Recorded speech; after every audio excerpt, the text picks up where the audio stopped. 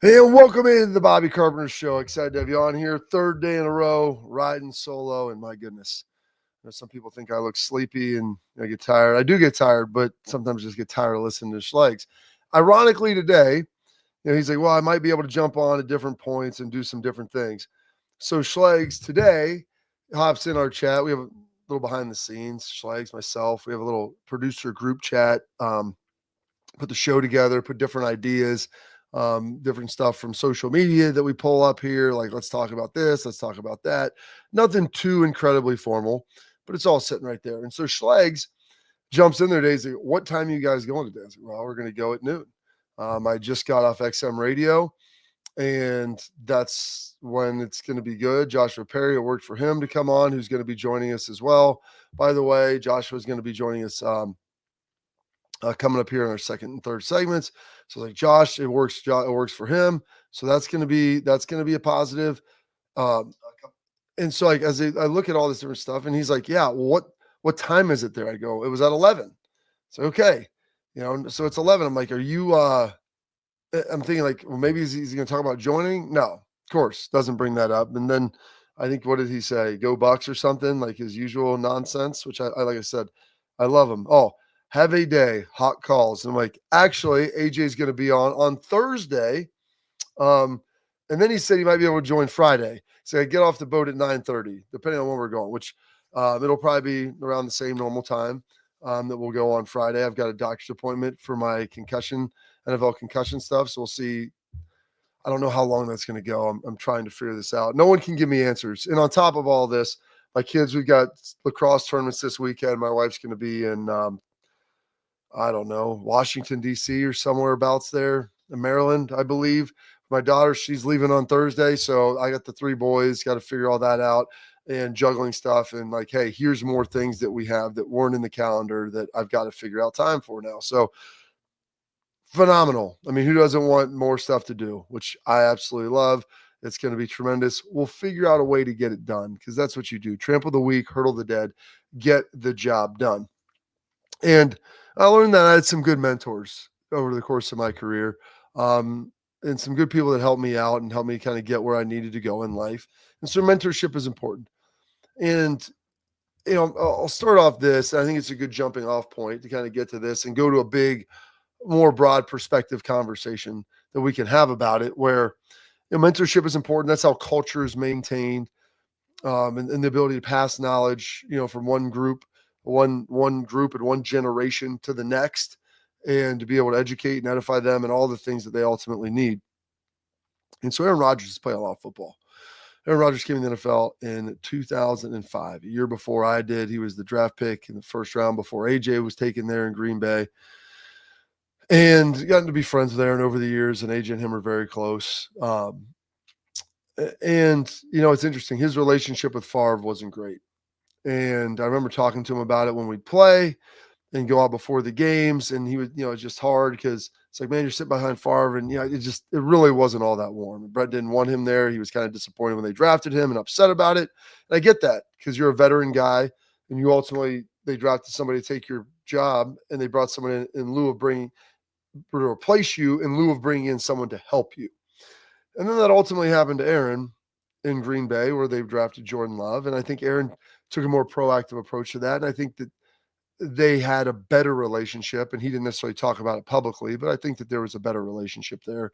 And hopefully I think Jordan would attest to that. Well, then he goes to the Jets there for a couple of years. I think he tried to help Zach Wilson. I think as you get older and you really start to see the end, most people then begin to lean in like your legacy is essentially the knowledge you leave behind. Yeah, it's numbers, it's wins, it's losses, all of those things. But a lot of it is what you ultimately leave behind to the people that are around you. They're the ones that are going to remember you.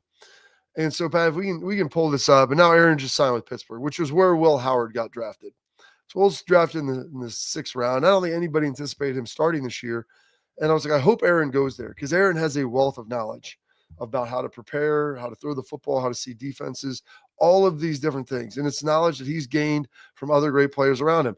And Pat, I think if you flip through that, there's I think it's the clip and the page behind it is about him mentoring Will Howard, if I'm not mistaken, and what that is going to be like. He said, Will's a good kid. I got to talk to him a little bit. Thought it went really well today. He seems to be pretty bright. He's going through his progressions really well, really well. I'm going to be with him every single day and every single meeting. I found my seat next to him today in the offensive meeting, whether or not it sticks right next to Will. So whether or not that sticks right next to Will. So I'm going to help him as much as I can. Now, as I think about that and I saw that seems like a guy who's probably a little bit more reflective on everything, but this is an unbelievable opportunity for Will to learn from a guy who's a Hall of Famer, who's one of the best, who has one of since he's been in the NFL, I think, or at least the last 10 years or some metric I was seeing, his quarterback rating is like 103, like the highest quarterback rating you're going to find. And the guy's really good. And he sees the game really well. And he's improved throughout the course of his career. And he sat behind a guy for a couple of years. So he knows the value of being able to watch and being able to learn. And so I think that will hopefully just glom onto that. Will's a smart guy. He'll figure it out. And I think Aaron is going to give him those nuggets, the nuggets that you always want. And so just brought up, Will went to for quarterbacks, it's much easier to screw them up than it is to get it right. And I've seen really talented guys get screwed up in a big way. And so for Will, I think it was an awesome spot because he went to a stable organization. You have a veteran quarterback. You're not expected to play. They've got a really good defense. And so you're going to learn how to do it the right way. And hopefully by the time, if Will ultimately gets to play at some point in the future, he'll be prepared for that. They'll have an offensive line that can protect him, but he can move around and some things and do some stuff. And I think watching Aaron, watching his release, studying for him, and not just even just more than the mental, like the studying of his release and how he gets rid of the ball and all of those things are going to help him in a big way. And it's not all that different than what ultimately happens at Ohio State, what happens in college. The turnover is just quicker. But the knowledge that can be passed from those fourth and fifth year guys to the incoming freshmen and the rising sophomores and those guys, where they're going to not only have to learn how to play, but they have to learn how to lead. And the best organizations, the reason they have a lot of success and they're really good is that there's a good transfer of intellectual property, the stuff that's up here. And if you leave the room, and I challenge this to Emeka and G. Scott and Travion Henderson, Cody Simon, all of those guys, Jack, JT, like Lathan. It's like if you leave the room, because it's really more when, it's not a matter of if, but if they pulled you out today, would the room function the same way as if you were in there guiding it and if you're in there governing it? And that's really the question of leadership. And it's funny, Coach Tress, he's having a bunch of his former players back, and he goes, I was talking to him. We're having a banquet over at the governor's mansion to talk about some issues. And I asked, he was brought up that my senior year, we'd always read a book with Tress, and they're reading the book Chop Wood, Carry Water right now with Ryan. And I think that's something that he got from Tress, where it gives the older players a chance to educate and to teach those younger players.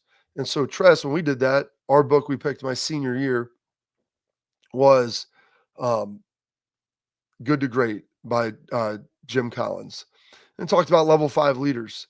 And level 4 leaders are great. There's 5 levels of leadership. Level 4 leaders are great at running things, but they don't prepare the next people to take their place. And that's what I challenged all of the seniors and those guys. Like, it is an unbelievable team and a culture that you built.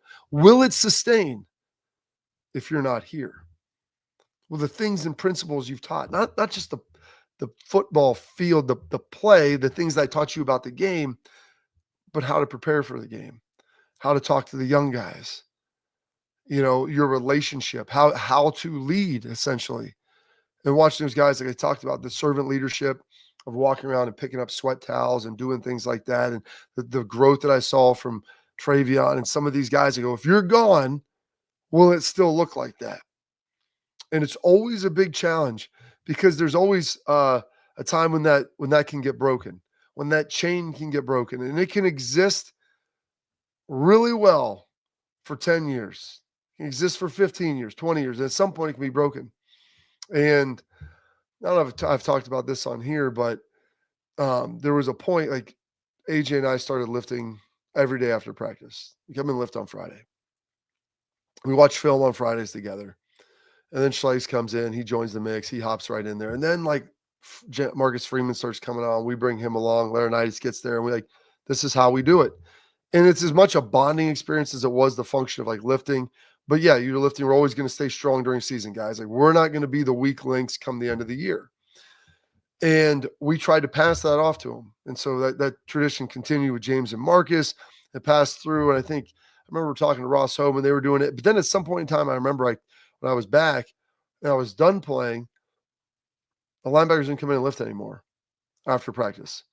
And they didn't go and like watch film together on Sunday or on Fridays before like the meeting started. And we would eat lunch and do all that. And that was always kind of our conversation. Is there anything like while we're lifting, is there anything we need to watch? Like, is there anything that we feel like we're not like fully confident about that we need to kind of dive in and take a look at? And that was always such a big part of it. And that transition of knowledge. And so Will Howard is going to have that opportunity now with Aaron Rodgers to learn how to study the game, how to handle wins. What do you do in losses? How do you handle certain situations? That's big. And hopefully he'll take advantage of that and be able to grow himself as a player and get better while he's not playing, getting those vaunted mental reps that everybody talks about. And you're watching a guy, it's like, why did you do that? Why did you do this? And if you can cut out half of your mistakes by learning from somebody else, you're pretty damn wise. Because, I mean, experience is learning from yourself. Wisdom is learning from others. And that's something that's unbelievably powerful. And so hopefully as Aaron is able to do that, this Ohio State team that lost 17, I believe, 17, 18 guys who played a ton for them, 14 guys drafted, are the guys that were under them. Did Sonny Styles and Arvell Reese and Peyton Pierce learn enough from Cody Simon, who learned it from Tommy Eichenberg and Steel Chambers? Is Jelani Thurman, Will Kazmarek, and I guess, when you're adding new guys in the portal, that's what makes it even harder. So the guys that stay, you've got to lean into it. I would say, Claire from Purdue coming in the tight end. Did those guys learn enough from G. Scott? And when you have transfers, like they didn't get that chance to ultimately learn. And so that's another hurdle that you ultimately have. Did Carson Hinsman, who talked about it, who I'm going to try to get on the show because I think he'd be really good. In his whole journey, and Seth McLaughlin talked about how they had a great relationship. Did he learn enough from Seth? And it looked like he did because he got to play at the end of the season. But now Seth's not in that room anymore. And so did he learn enough from Seth to be able to take those reins and to be that guy? And like those are the hard questions.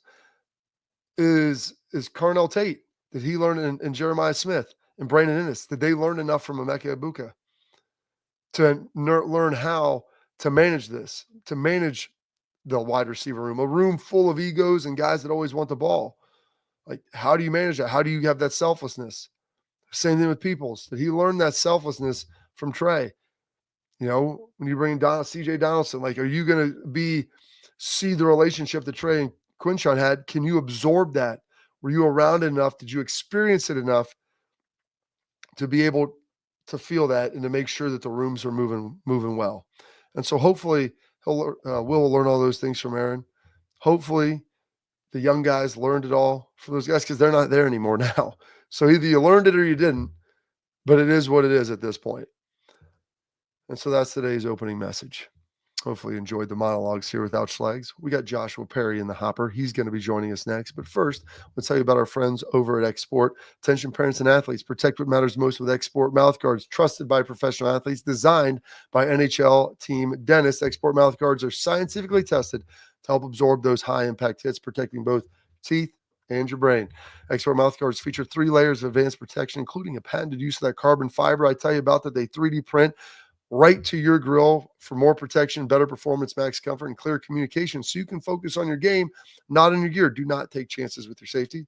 Go visit exportguards.com/Bobby. That's important to save 15% on your order. Export, protect what matters most. Joshua Perry coming up next.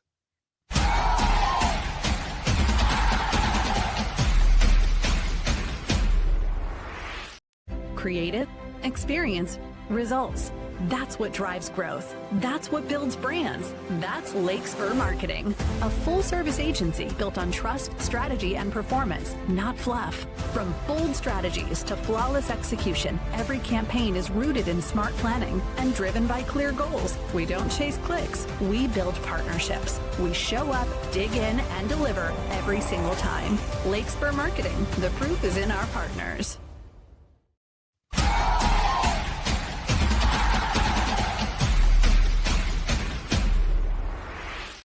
All right, welcome back into the program. And as always, if you're watching, please like, subscribe, leave your comments, your questions, get active in the chat. We love all the interaction. So thank you so much for making the show what it is, the community that we're trying to build here. Now welcome in one of my good friends. He was on with us last week, and I said, hey, Schlegs is going to be out gallivanting around. Can you help us out a little bit? Absolutely. Joshua Perry joining the program. Oh, Joshua, are we still in Columbus, or are we on vacation somewhere? No, we're in Columbus. I've got contractors in the basement right now working. So if I was downstairs, you guys might be able to hear them banging around. So brought it upstairs to the guest room. So not necessarily the greatest looking setup, but glad to be joining you today. Oh, absolutely, man. I appreciate you making the time and effort. How, by the way, is because they're building the studio, what does the timeline look like on completion for that? Well, I'm hoping that like mid-July it'll be up and running, ready to go. We've been hammering, pressing on timelines, but Bobby, as you know, and I've done some of this stuff too, it's always twice as much and it takes twice as long, right? So we're just trying to make sure that we can get to the finish line we need to. As long as you've learned that by now, you'll be good. Yeah. That's because it's a lot of people, they don't understand that. And I've been, doing business stuff and everything, and people are like, oh yeah, we'll invest this, we'll get this, we'll build this. This is what, no, it never works like that. It always twice as long and twice as much. And so as long as you begin to prepare yourself for that, you're not going to be disappointed with everything that comes along with it. Very eventful week in college sports with everything that's been going on. I think Ross Bjork, Joshua, is going to have a press conference, I believe, tomorrow at 1:00. Talking about Ohio State's going to handle, the House rulings and everything. Just kind of your 30,000 foot view of kind of what you've seen over here over the past 5 or 6 days. I think it's one of the more intriguing places that we've gotten in collegiate athletics, right? Like now the university is able to revenue share and everybody's going to have their different approach. Some of the smaller schools aren't going to be able to participate, some of them at all, others at the levels that places like Ohio State can. Of course, there's the question about how they want to divvy up the money, majority going to football there. But then there's this whole external NIL situation that they have to figure out. Here's the thing that I don't think a lot of people were realizing is how much money student athletes were getting paid to basically exist and how little work was actually attached to the money that they were getting. And so now with the external NIL relations, there is a clearinghouse that was created through Deloitte to audit deals and to make sure that deals are actually being done at market value. So there's going to be this push and pull, I suspect, where players are either going to have to do much more work to earn their NIL than they believed originally, or they're going to take less money in order for these deals to make it through the clearinghouse. I think that's going to be one of the bigger things. The other thing I'll throw out here too is this ruling that came down, House versus NCAA, doesn't really address this Title IX portion of collegiate athletics. And a lot of schools are basically going to operate and say that Title IX doesn't really apply to the House ruling. That's going to be challenged in court. And I think that we're coming to this realization that maybe the collegiate athletics model today can't exist under the traditional relationship of universities, many of which are, federally funded and have to follow Title IX protocol, and a private business, which it more feels like right now, which wouldn't be subject to that. And so I'm curious, Kentucky has an LLC now for their athletic department. Do we just shift this to a completely separate business that has rules about student athletes having to be enrolled, whatever the case is, but doesn't receive federal funding and maybe can try to get around that if that becomes challenged in court? So a lot of questions here. It's a different world. These cats are going to be making their money still, and that's kind of the baseline here. when the Supreme Court made the ruling on this, whatever it was, a couple of years ago, year and a half, 9-0, like very few things in our country are that decided decisively. Um, they basically said, like, you're suppressing their market value, their ability to earn. And like you said, there's the two different things you have in college athletics. You have Title IX, which is like equal opportunity, and then you have this opportunity to maximize your current Right. situation with that. So those two things cannot coexist. And so I've been trying to square what the Supreme Court's going to say, because these are all, they should just bypass everything else, take this in front of the Supreme Court. We're talking about a multi-billion-dollar organization that impacts all 50 states and a lot of people across the country, and just forget the 2-year-long process of getting there. Here's the arguments by both sides. What say you, Supreme Court? Make Yeah. the what it is. It really feels to me like the athletic departments now should be separate business entities that operate under licensing agreements to use the university marks and to use the facilities, etc. And that would be the way if the Supreme Court says that revenue share would be subject to Title IX. That to me seems like the way to get around this. But I think that we've come to a point where folks really have to reconcile that this idea of collegiate athletics is a legitimate big business. And for many years, it wasn't like that. Coaches weren't getting rich for a very long time. And games weren't on TV the way that they were. And there weren't all these sponsorships and advertisements that came along with collegiate athletics. It was literally like dudes out there getting recreation, and people enjoyed watching them in stadiums. And that was kind of the deal. Now it's like, this is a huge part of our economy. Obviously, players have a lot of value. We've known coaches for years have had a ton of value. They get paid a lot of money. Administrators do as well. And so how do these all work in a traditional student athlete model through a university athletic department? You know, what's interesting with that is people talk about, Woody Hayes never made $100,000 or whatever it was. I'm like, well, also they weren't paying $85 million to broadcast the games on television either. So Right. I go, the problem has been with this is that the success and marketability of college athletics and the rules didn't keep up with that. So they had Nope. this pot of money. So all they did was they had to spend it on facilities, they had to spend it on coaches because Yep. you couldn't pay the players. It And had so to go instead of like, somewhere. yeah, and oh gosh, Charlie Baker, the NCAA president, it was awesome. His statement, he goes, listen, regardless of how we got to this point and maybe what wasn't done over the last 20 years, basically he had like a poster of Mark Emmert beside him, like pointing at this guy saying, we held back so long. That's why we're in this mess, as opposed to saying, hey, we can have like a supersized scholarship and give you some more money because we have more money now. But it's really, the problem has been is that how popular it has been with the fans and television networks realizing like most other programming now stinks. Everybody Right. tunes in to watch it, and this is how we got here. Well, it's sports and reality TV because everybody loves drama, right? That's what people are watching. I do think it's interesting though, and I'm not, never gonna apologize for the NCAA.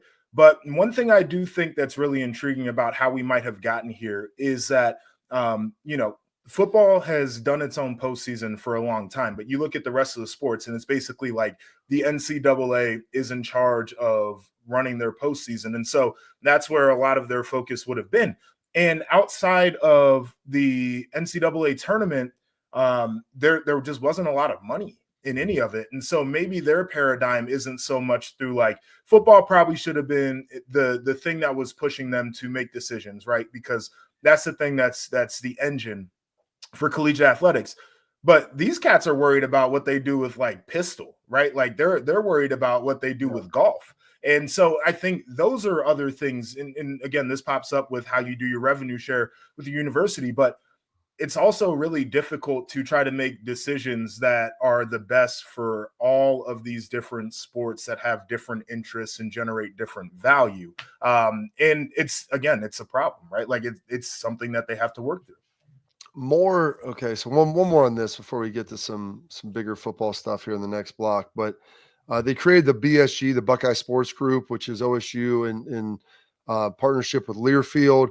They're going to help run the NIL stuff, and you'll get that done in the foundation in the 1870. They're going to all be part of it, but it's all coming in-house for the university.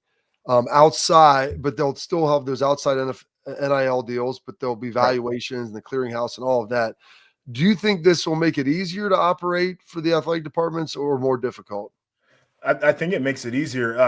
Learfield, their whole existence is basically activation, sponsorship, and fundraising and generating money. And even though athletic departments would have a development arm, they're not a business in a traditional sense the way that Learfield is. So I think having those connections and that expertise is going to be a positive thing. The other thing that they're going to be able to do is they're going to be able, with a lot of these NIL deals that they facilitate, they're going to be able to dial them in. So when they go to this clearinghouse, there's not going to have to be the arbitration, a lot of the back and forth. They'll already have them so dialed in that these deals are more than likely to be approved there. And so I think it's smart to partner with an entity that all they basically do is fundraise and sell sponsorship and do activation. It would make perfect sense that Ohio State would get into a partnership like that. All right, we're going to take a quick break here. We're going to get some little bit of real football talk, but not legal court talk. We're done with that, at least for now, here on the Bobby Carpenter Show.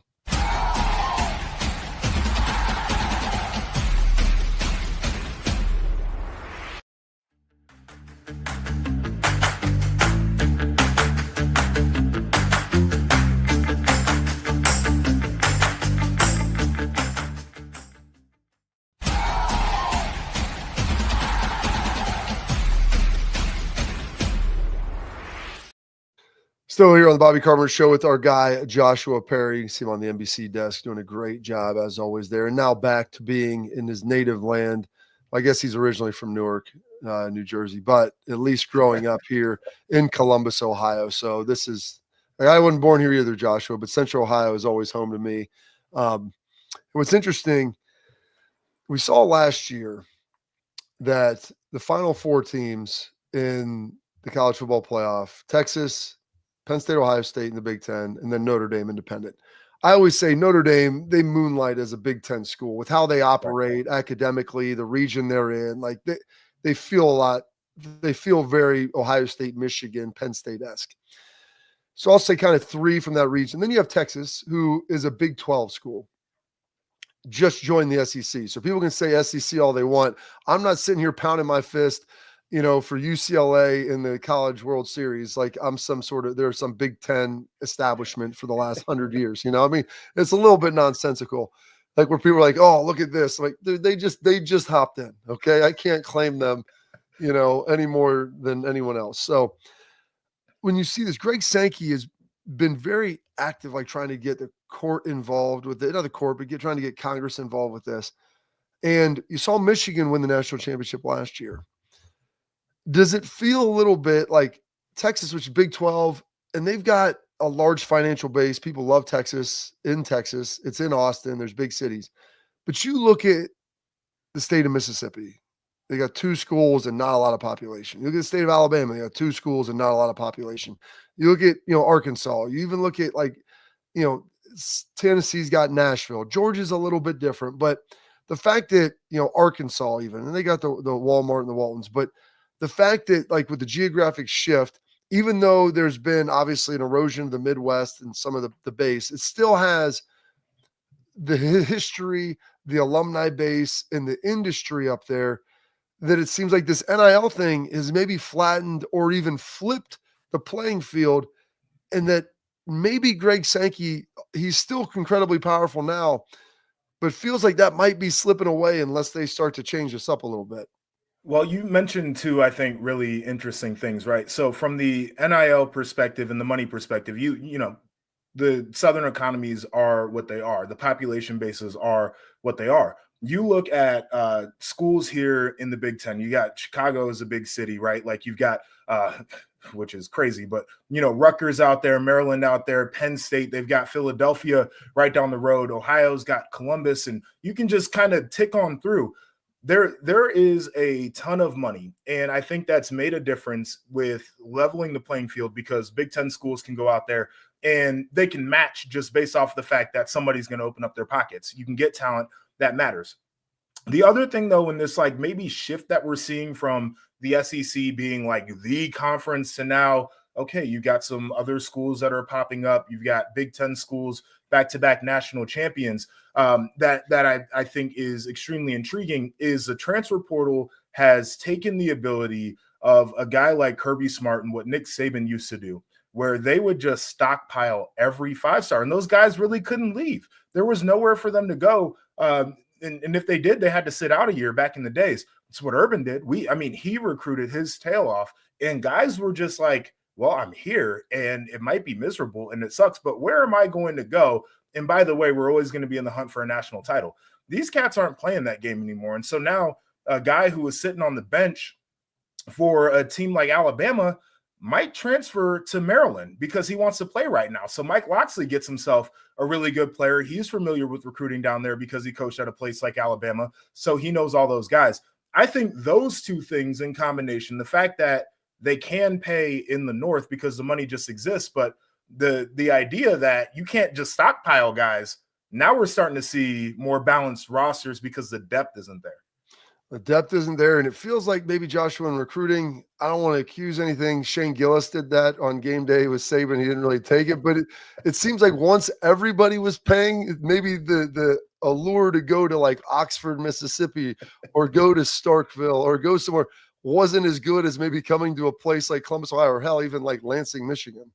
Yeah, I mean, they didn't have the church with the money under the pews down there in Oxford. Like that wasn't a thing anymore. Then it all makes sense though. I mean, we've heard the stories. I'm sure, I've heard them from guys. I'm sure you've heard the same thing. But once it's all above board too, now everybody can kind of bid out in the open, which was nasty work. But everybody was doing it, so guys were making decisions on more of a level playing field.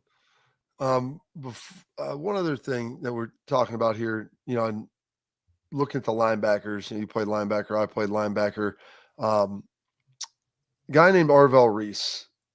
Let's talk a little bit about him. And I'm going to probably go into a longer monologue tomorrow on him, but he was a guy that really wasn't highly recruited, underdeveloped. He kind of reminded me of you a little bit coming in, where good athlete, not physically where you needed to be yet.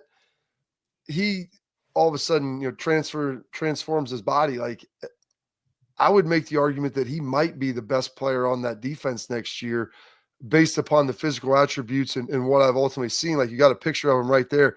Joshua, he came in like you. He's like 215, 220. Yeah. My man's like 245 now and as explosive as anybody you're going to find. And he probably has another 5 pounds that he could put on easily without really doing anything. Dude is an alien. And shout out to Mick too, for all the people who thought that what he was doing was a little bit too old school. Mick's got it dialed in. Let me say this about him is I feel like there's a shift in football at all levels. And we see it in the NFL, guys like Saquon Barkley and, Jahmyr Gibbs and Jonathan Taylor and, just some of the top running backs where teams are running the football right now. And then we watch what Michigan has done over the last handful of years and what Ohio State really did when they were playing their best ball this past year is they controlled the line of scrimmage. Notre Dame made it because they could run the football, right? Penn State made it to the Final Four because they could run the freaking football. And I'm saying this to say that we went through a phase where linebackers look like me and you. You're 6'3", 250, right? Like, you got to stop the run. And then we got to a world where linebackers were like 6'1", 230, 235 maybe. And I think you need dudes who can still fly, and Arvell can do that, but are big enough and sturdy enough to get downhill and smack somebody in the face in the A-gap. That's why I'm excited about him, because he feels like the perfect linebacker for where football is right now. Yeah, he's been very impressive, and it's awesome because nobody was like turning heads when we recruited, like, oh, this is a kid from Glenville. Maybe he'll end up being good. We've had good players. Well, being there. From Glenville is already like a big positive too. The Glenville guys are built diff. They are, but he wasn't some 5-star guy. And you're like, he's kind of undersized backer, skinny, played him at D end a little bit. And James battled his ass off to get him back there. He's like, forget him being your third D end. He's going to play for me next year at linebacker. And he did have to ultimately go in, as Cody got nicked up and when Sonny would come out, and he played a lot and played really well. So I'm very excited for him. I just wanted to throw that little nugget out there, Joshua, before we get you going. I really appreciate your time today, sir. I know you got a lot going on. You got the construction in the basement, so hopefully it doesn't wake up the kids and just or your son and then disrupt. Or wait, you have Have the baby boy. have a boy. Do you guys know? Yes. Oh, I'm not gonna. Yeah. I'm not gonna ask. We got a girl. You got a girl coming? Yeah. Okay. Yeah. All right. Well, Yeah. congratulations. I wasn't Thank sure if you. that was public knowledge or not. No, we're telling people. Okay. Well, good. Well, congratulations. Hopefully you're not disrupting Maddie and she can get some rest as well. You know, my dad is actually downstairs with James right now. He's taking a nap. So the two Jameses are doing their thing, having a great time. So James can sleep through anything, by the way. I will tell you this, like the team nap with your child, embrace those because Oh yeah. you're not going to get those forever. And then it's like the team nap's over. Like, I'd like to take a nap, but you don't want a nap. So now I just got to watch you and run around. So that's tremendous. Tell your dad I said hello, give your best to your mom, and we'll talk to you again soon. All right. All right. Appreciate you. Here's our guy, Joshua Perry, one of the best, one of my favorites, and is doing a great job in the media and really killing it. And so I'm really happy for him and always has some great insight and takes some time for us as well. All right. I want to tell you about our friends over at Backer. I'll tell you a lot about the Backer brand, bckr.com, and their elite gear. They've got the hats, the pullovers, the rain gear, the stuff that you want to take it to the next level. It's the elite gear that I always tell you about. With all the features, all the products. May cost a little more, but it's because it's premium product, it's premium quality, and they're going to give some back to the NIL space and all the student athletes that we were talking about. So go to bckrbacker.com and use promo code all caps Bobby at checkout. Father's Day is coming up. Get you free premium shipping when you use promo code Bobby, all caps at backer.com. That's bckr.com. Go check them out. We've got our headlines. A pretty interesting one about who might be spending the most on their roster in college football. I don't know if you'll expect this. Coming up next.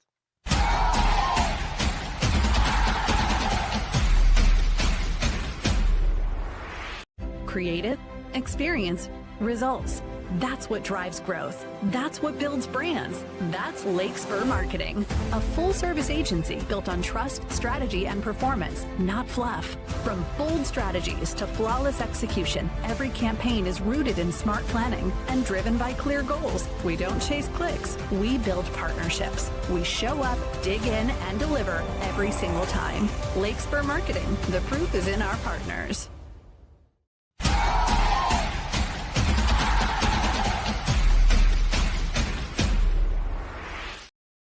All right, now we're into our headlines brought to you by our friends over at Lake Spur Marketing, the full-service ad agency built on trust, on strategy, on performance.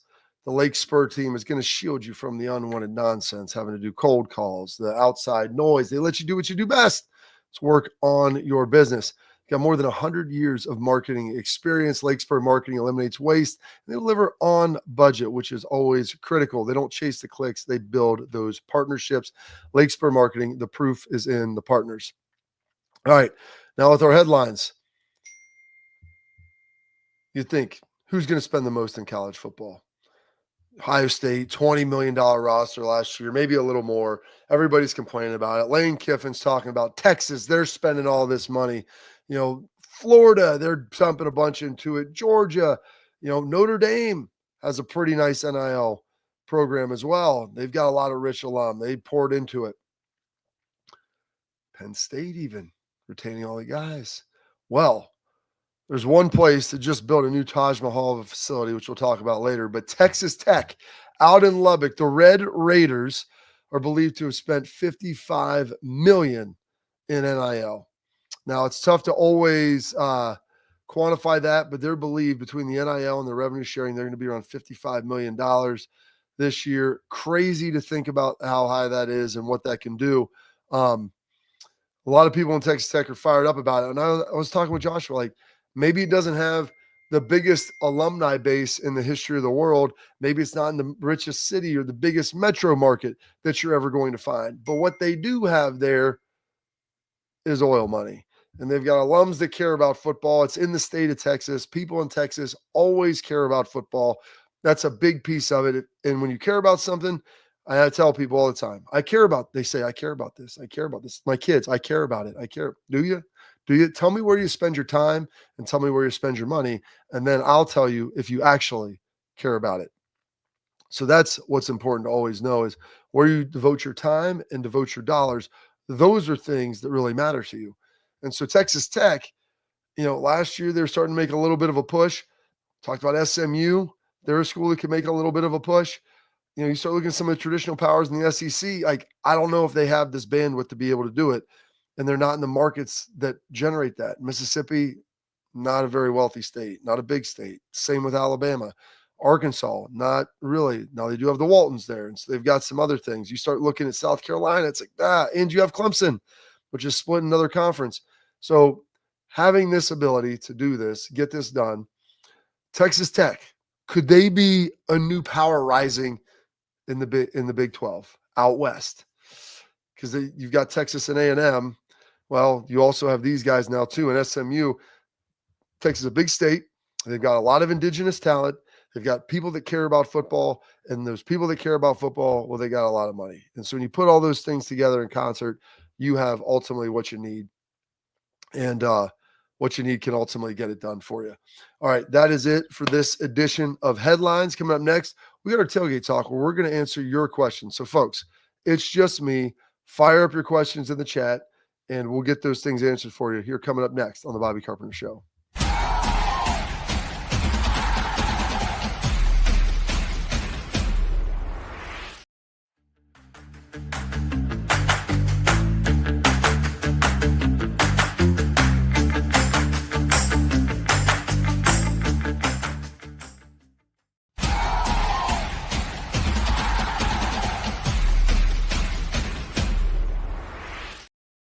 All right, welcome back in here. It's our tailgate talk brought to you by our friends at Real Truck. Bring your truck, Jeep, or Bronco to life at realtruck.com. Just like I did, drive my Jeep around yesterday. Can't wait to pull this thing out a little bit right now. And also today, and I forgot to mention on my earlier show, it's my parents' 49th wedding anniversary. Is that what it was? Let me check. I'm on a little, sorry, all the beeps and dings and everything. 48th wedding anniversary for Rob and Susie Carpenter, married in 1977 on June 11th, right before, right before my father was drafted, so that my mom could move down to Houston with him together. So answering some of your questions here. This one was from Monday when I had Rocky on. Bob, tell your boy that ND should join the Big Ten or stop crying about rivalry games. I don't think Notre Dame's ever going to join a conference. And especially now, they get to keep all the money from the playoff. Why would they want to join a school? They get to play half of the ACC every year. They play their military academies. Their Stanford's always going to play them because they're in the ACC now. I wish USC would play them. I really do, consistently. And then, you know what? I was a proponent of trying to ratchet up and get them to join the Big Ten. The Big Ten is so big now. I don't think you necessarily need them. And by getting the West Coast in there, I don't think that it's going to help ultimately a lot as well. Also, TE _ 2013. It's laughable when people compare Penn State returning players to OSU in 2024. Ohio State had a bunch more guys, which is true. I mean, they did lose Ty Warren. They did lose Abdul Carter. Like, two of their best players are ultimately gone. And so that's a little rough as well. One of the questions that came to me, thank you, Joe Tidd, where was I going to go if OSU hadn't recruited me? It's a big question because I took 4 official visits, North Carolina first, which I had an unbelievable time there. Ohio State was my second visit. Then I think Michigan State and then Northwestern. Love some of the guys at Northwestern. Randy Walker was the head coach of my dad's college, roommate, backfield mate at Miami. Awesome guy, awesome program. And they had just won the Big Ten in 2000. So it wasn't like they were bad. Like, it was a much different scenario than people remember now. So they were good. Love North Carolina. It was awesome. Michigan State, I liked it. Just, it wasn't really there. I visited Notre Dame for an unofficial, Penn State, Michigan. Like, Stanford wanted me to go out there. I don't know if there was really a second. It was kind of Ohio State. My dad had me fill out this sheet with what was important and ranked the schools, and then he grabbed it and tallied it up. And it was like Ohio State and then kind of everyone else. Like, they were all kind of clustered right after. And so it was wild. And probably the main reason Ohio State was number one, like, obviously the school, but then also the class that I was coming in with and how guys were going to be really good there. and I thought we'd have a chance to put together a really great class with some really guys from Ohio. I know everybody misses Schlegs, and he's popping in here in the chat.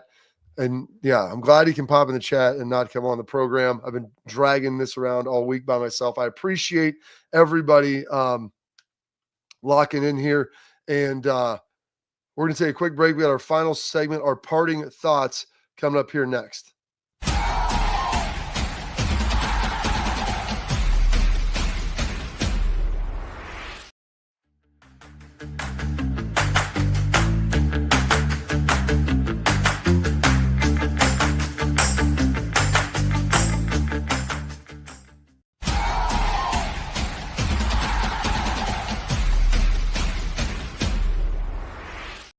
All right, parting thoughts. Question popped in the chat. How much do I miss Schlegs on a scale from 1 to 10?